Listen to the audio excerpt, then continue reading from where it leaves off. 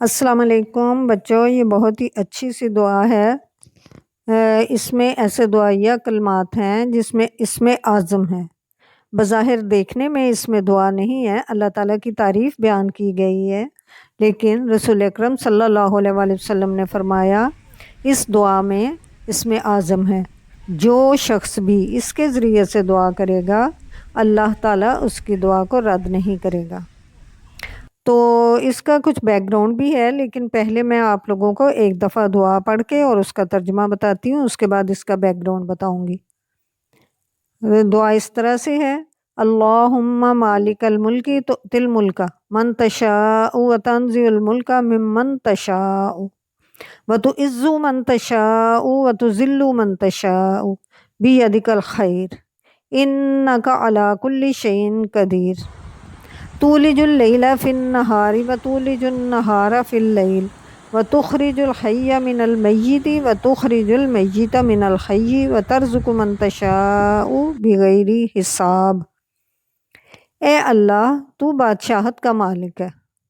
تو بادشاہت دیتا ہے جسے تو چاہتا ہے، اور تو بادشاہت چھین لیتا ہے جسے تو چاہتا ہے، اور تو عزت دیتا ہے جسے تو چاہتا ہے، اور تو ذلت دیتا ہے جسے تو چاہتا ہے۔ تیرے ہاتھ میں ہی بھلائی ہے، بے شک تو ہر چیز پر قادر ہے۔ تو ہی رات کو دن میں داخل کرتا ہے اور دن کو رات میں لے جاتا ہے یا داخل کرتا ہے۔ تو ہی جاندار کو بے جان سے پیدا کرتا ہے اور بے جان کو جاندار سے پیدا کرتا ہے، اور تو ہی ہے کہ جسے چاہتا ہے بے شمار رزق عطا کرتا ہے۔ تو بچوں، دیکھنے میں تو ہم اللہ تعالیٰ سے کوئی خاص دعا نہیں مانگ رہے، لیکن یہ اللہ تعالیٰ کی تعریف ہے کہ اللہ تعالیٰ ہر پوری کائنات کا مالک تو اللہ تعالیٰ ہی ہے، پوری بادشاہت تو اللہ تعالیٰ کی ہی ہے۔ جس کو جو دینا چاہے اللہ تعالیٰ اس کے لیے وہ رستے آسان کر دیتا ہے، اور جس سے جو چھیننا چاہے اللہ تعالیٰ تو اس کے لیے اس بارے میں رستے آسان کر دیتا ہے۔ بے شک ہمیں پتہ نہ بھی چلے، لیکن وہ سلولی انسان ویسا ہی کرتا جاتا ہے، اور اینڈ رزلٹ وہی ہوتا ہے جو اللہ تعالیٰ چاہتا ہے۔ تو ان دو آیات کا بیک گراؤنڈ اس طرح سے ہے کہ جب حضرت محمد صلی اللہ علیہ وآلہ وسلم نے ہجرت کی تھی، اس کے بعد جنگ بدر ہوئی، اور پھر جنگ احد، اس کے بعد جنگ خندق جب ہوئی، تو اس سے پہلے ویسے تو مسلمان جو تھے مدینہ میں، یہ ان کے پاس کوئی زیادہ چیزیں نہیں ہوتی تھیں، اور نہ ہی کوئی زیادہ مالدار لوگ تھے۔ مالدار لوگ تو مدینہ کے ہی تھے، لیکن اللہ تعالیٰ نے ہوپس دی ہوئی تھی، تو یہ لوگ اپنا جنگ خندق کے لیے خندق کھود رہے تھے۔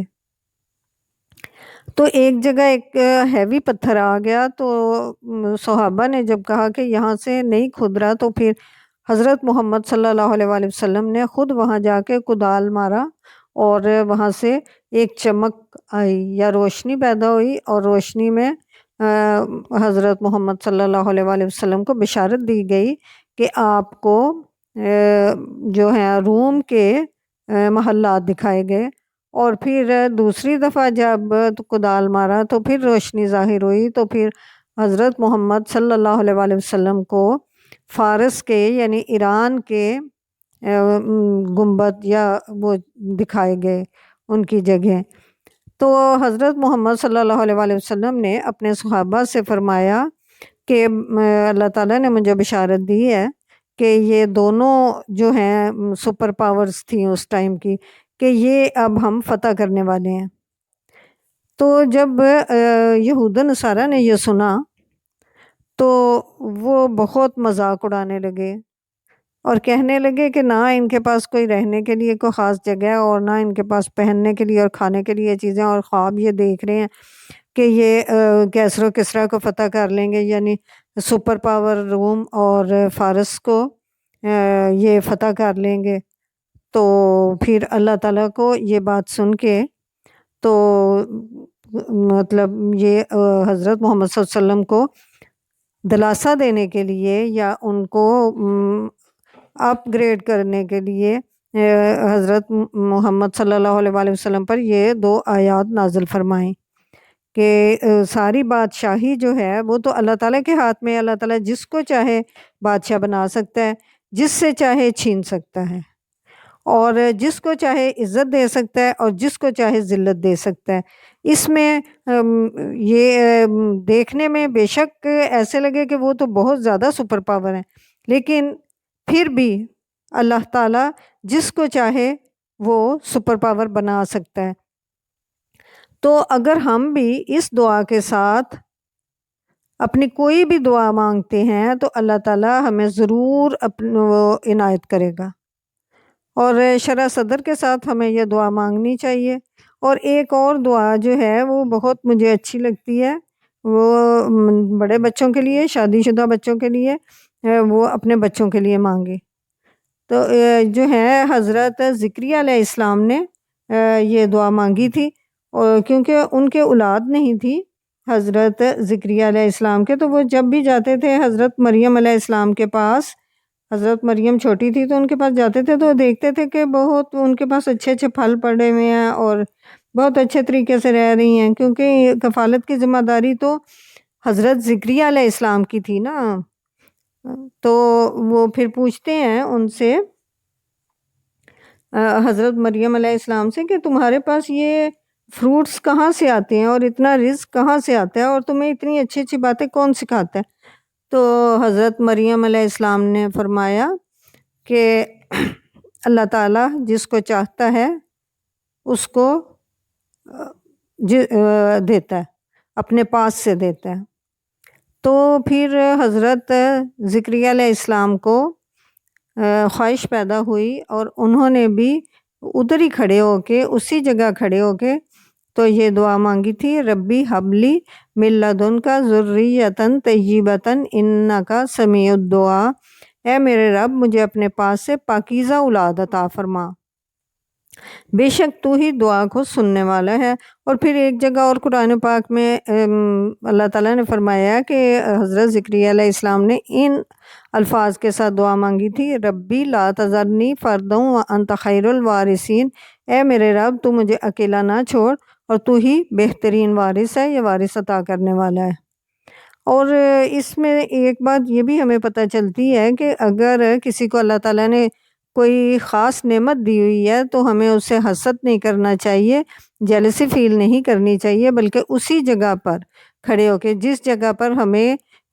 ہم دیکھیں کہ کسی کو اللہ تعالیٰ نے نعمت عطا کی ہوئی ہے، اسی جگہ کھڑے ہو کر اگر ہم اپنے لیے دعا کرتے ہیں تو اللہ تعالیٰ قبول کرتے ہیں۔ تو اللہ تعالیٰ نے حضرت زکریا علیہ السلام کی دعا بھی اسی ٹائم قبول کی، اور جب حضرت زکریا علیہ السلام نماز پڑھنے کے لیے کھڑے ہوئے تو فرشتے نے یا اینجل نے آ کے تو حضرت زکریا علیہ السلام کو بشارت دی ایک بیٹے کی، تو کہا کہ بھائی آپ کی دعا اللہ تعالیٰ نے سن لی ہے اور آپ کو اللہ تعالیٰ ایک بیٹا عنایت کرنے والے ہیں، اور اس کا نام یحییٰ ہوگا اور وہ نبی بنے گا۔ تو وہ بہت ذرا تھوڑے سے مطلب پریشان سے ہوئے کہ یہ اللہ تعالیٰ نے اتنی جلدی میری دعا سن بھی لی ہے اور جواب بھی دیا ہے۔ تو پھر انہوں نے فرشتوں سے یا اینجل سے کہا کہ مجھے کیسے پتہ چلے گا کہ میرے ہاں اولاد ہونے والی ہے، میں تو بوڑھا ہوں، میری بیوی بھی بوڑھی ہے، تو ہمیں کیسے اندازہ ہوگا؟ تو اینجل نے کہا کہ آپ 3 دن تک مسلسل بات نہیں کر سکیں گے اور آپ اشارے سے ہی بات کریں گے۔ پھر انہوں نے دیکھا کہ ان سے بولا نہیں جا رہا تھا، 3 دن تک مسلسل وہ بول نہیں سکتے تھے۔ تو اس طرح سے اللہ تعالیٰ نے انہیں پھر ایک بیٹا دیا، بہت پیارا بیٹا، جس کی تعریف اللہ تعالیٰ نے قرآن پاک میں خود کی ہے، اور وہ نبی بھی بنے۔ تو بچوں اس سے ہمیں یہ اندازہ ہوتا ہے کہ ہمیں دوسروں سے جیلس بھی نہیں کرنا چاہیے، اور جس طرح اللہ تعالیٰ کسی اور کو نعمت عطا کرتا ہے ویسے ہی ہمیں بھی کر سکتا ہے۔ تو ہمیں اچھے اس سے شرح صدر کے ساتھ، یہ اچھے دل کے ساتھ اللہ تعالیٰ سے گڑ گڑا کے دعا مانگنی چاہیے۔ اور اب یہ جو آنے والے دن ہیں یہ تو ہیں ہی بہت زیادہ دعائیں اس میں قبول ہوں گی، تو اس میں آپ نے بہت زیادہ دعا مانگنی ہے۔ انشاءاللہ تعالیٰ آپ کو اللہ تعالیٰ جو آپ مانگیں گے عطا کریں گے۔ اچھا بچوں، انشاءاللہ اب میں لیلۃ القدر کے لیے چھوٹی چھوٹی دعائیں انشاءاللہ لے کے آؤں گی۔ اللہ حافظ۔